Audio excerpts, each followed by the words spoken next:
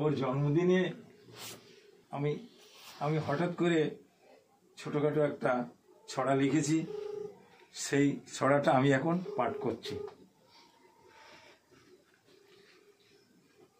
অর্পণ সম্পর্কে কবিতাটা লিখেছি অর্পণের জন্মদিনে।